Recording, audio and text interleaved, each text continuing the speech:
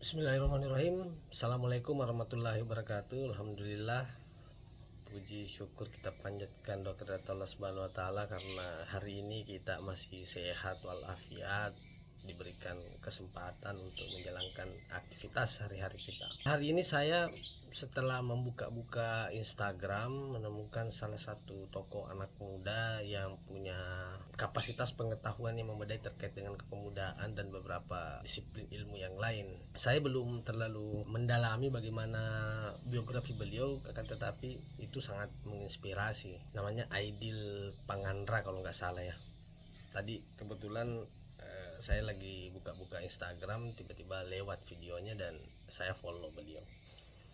Menarik sekali beliau ketika memberikan beberapa terjemahan yang menalar konteks baik politik, sudut pandang kepemudaan, konsen terhadap diskursus politik. Memang betul bahwa ada hal yang mengganjal di pikiran para masyarakat kita atau kita pada umumnya dalam kehidupan sehari-hari. Kalau kita melihat begitu geliat politik yang terjadi baik di skala nasional maupun di skala regional, bahkan di lokal, itu kadang-kadang asumsi tentang buruknya praktek politik kita dinodai dengan adanya tindakan-tindakan yang mungkin secara orientasi sebenarnya politik bukan dimaksudkan untuk itu, sehingga kadang-kadang kita menganggap bahwa praktik politik itu buruk karena melihat satu institusi atau satu orang perorangan yang melakukan tindakan menciderai konteks politik. Padahal kalau kita baca di beberapa literatur mengenai tentang misalnya politik hukum atau hukum dan politik, sebenarnya tidak akan mungkin kita itu memisahkan diri dari politik, Pak. Semurni-murninya Hans Kelsen mengucapkan bahwa hukum itu harus dipisahkan dari anasir-anasir non-hukum, tidak mampu untuk membendung kehadiran politik di dalam menerjemahkan praktek berhukum kita. Tidak bisa, karena konsepsi politik itu sebenarnya secara harfiahnya itu digunakan untuk mewujudkan suatu kehidupan bersama yang damai, yang sejahtera, yang sesuai dengan kehendak bersama. Itu sebenarnya harapan politik. Cuma karena mungkin indikator yang kita gunakan untuk menilai politik itu keliru, karena hanya berangkat dari personalita, berangkat dari lembaga atau institusi tertentu, akhirnya kita menarik sebuah konklusi bahwa politik itu tidak baik. Saya ingin mengantarkan teman-teman sekalian untuk meneropong bagaimana kemudian ini sebagai manusia harus berpolitik. Kalau kita baca bukunya Hannah Arendt, The Human Condition atau kondisi manusia, beliau itu mencoba untuk membagi penugasan manusia. Ada yang disebut dengan vita contemplativa, ada juga yang disebut dengan vita activa. Vita contemplativa ini mengajarkan kepada kita, diajarkan oleh Arendt kepada kita itu, bahwa manusia itu sejatinya adalah makhluk yang memiliki pemikiran. Makhluk yang memiliki pemikiran itu bersifat internal, bersifat berkepentingan hanya untuk dirinya sendiri. Jadi ketika disebut sebagai makhluk yang berpikir, dia memiliki tindakannya sendiri. Nanti akan saya kaitkan dengan bagaimana kemudian misalnya Aristoteles membagi sifat-sifat ini. Hampir sama sebenarnya, cuma beberapa hal yang menjadi perbedaan itu hanya pada soal frasa-frasa dan penyebutan-penyebutan kali ya. Nah, ketika bicara tentang manusia sebagai vita contemplativa itu tadi seperti yang saya sampaikan, kita ini adalah makhluk yang berpikir.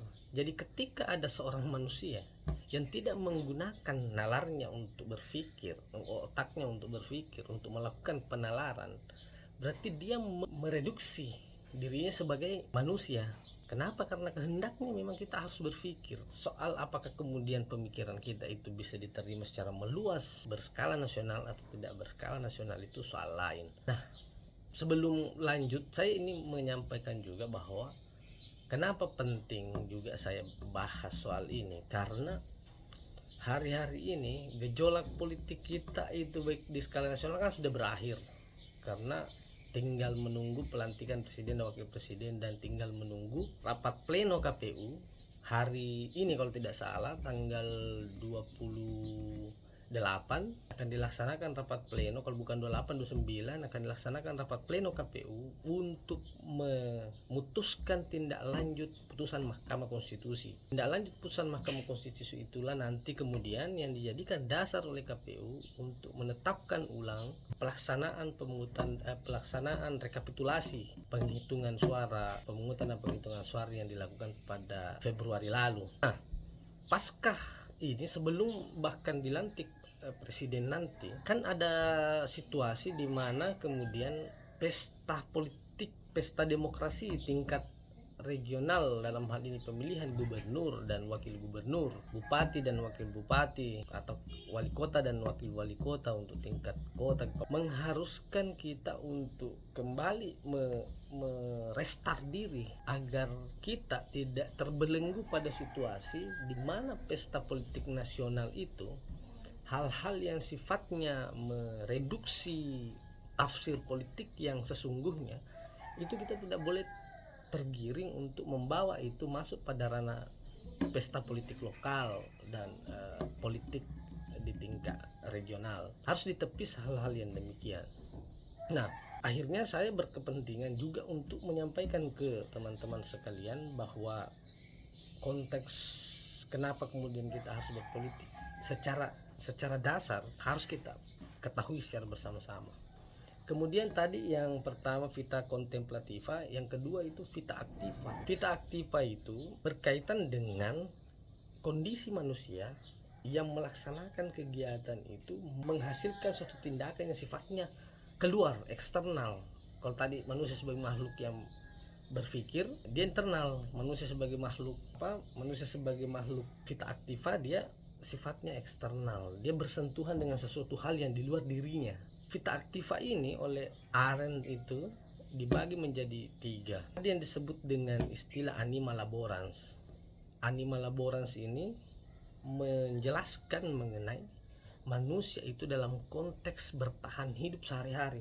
Jadi kemampuan manusia untuk mempertahankan dirinya hidup sehari-hari itu disebut dengan istilah anima laborans. Karena kenapa?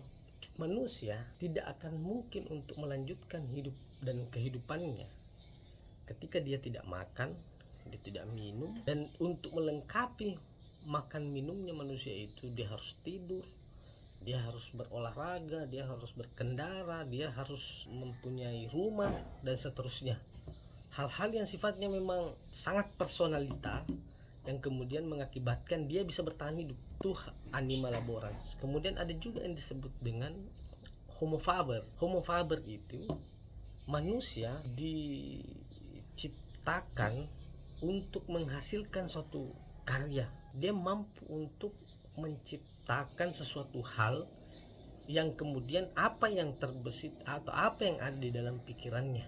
Misalnya, dulu orang mungkin tidak berpikir akan ada pesawat, dulu orang mungkin tidak akan berpikir akan ada mobil. Tapi karena adanya manusia sebagai homo faber mampu untuk menciptakan sesuatu, disebutlah sebagai manusia ini adalah homo faber, mampu untuk menciptakan sesuatu, hal-hal yang tidak lazim kita lihat tiba-tiba diciptakan oleh manusia karena memang dia adalah pencipta. Kemudian yang ketiga, yang ketiga ini oleh Arendt kemudian menyebut manusia itu dalam konteks pembagian tugas sebagai vita activa sunt politikon, makhluk politik. Kenapa kemudian kita ini harus terlibat aktif di dalam pergolakan politik lokal dan regional yang akan kita hadapi di 27 November mendatang? Karena kita memang secara dasarnya, secara harfiahnya, secara alaminya bahwa kita ini makhluk sun politikon. Dulu ketika kita kuliah di fakultas hukum, teman-teman yang kuliah di fakultas hukum pasti pernah mendengarkan istilah ini, karena kalau teman-teman baca buku pengantar ilmu hukum yang dikarang oleh siapapun, kita akan bertemu bagaimana hukum itu bisa ada. Hukum itu bisa ada karena ada manusia sebagai makhluk individu, kemudian lahir manusia yang berkelompok, bermasyarakat, kemudian berbangsa dan bernegara. Jadi ketika manusia saling membutuhkan antara satu yang dengan yang lainnya, lahirlah suatu keinginan manusia untuk mempersamakan pikirannya. Karena kan tadi manusia itu kan memiliki pikiran yang berbeda-beda, keinginan yang berbeda-beda, harapan yang berbeda-beda.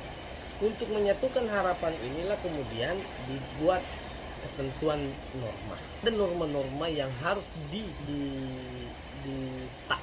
Ada ketentuan-ketentuan real yang dibuat agar kita tidak keluar dari harapan-harapan ini, sehingga muncullah istilah hukum. Kalau kita baca pengantar ilmu hukum itu bagaimana hukum itu bisa hadir, itu kita kenal pasti istilah sum politikon yang disampaikan oleh Aristoteles, karena Aristoteles pernah menyebut itu manusia sebagai makhluk individu dan manusia sebagai makhluk sosial. Makhluk sosialnya manusia ini adalah dia berpolitik. Kenapa mesti berpolitik? Karena kita harus melibatkan diri dalam hal menentukan kepemimpinan yang mampu untuk mengarahkan kebijakan daerah. Kalau kita bicara tentang bupati, mengajarkan kebijakan daerah sesuai dengan harapan dan keinginan kita. Kalau kita semakin menghindar dari politik, semakin besar peluang harapan-harapan kita itu tidak bisa diwujudkan.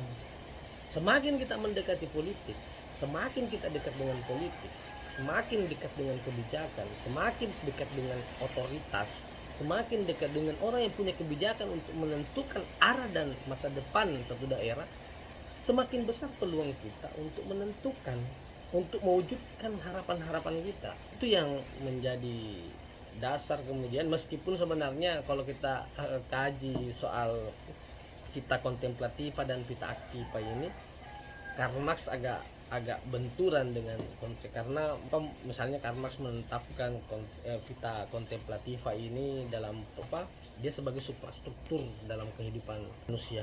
Tapi kan itu saya tidak mau berdiskusi soal itu. Yang pasti bahwa mendekatkan diri dalam politik itu adalah keharusan bagi manusia, karena memang secara harfiahnya Hannah Arendt itu telah mengarahkan kita untuk menentukan bahwa posisi sun politikon sebagai manusia itu, manusia adalah makhluk yang berpikir, tentu harus melibatkan diri ke dalam politik.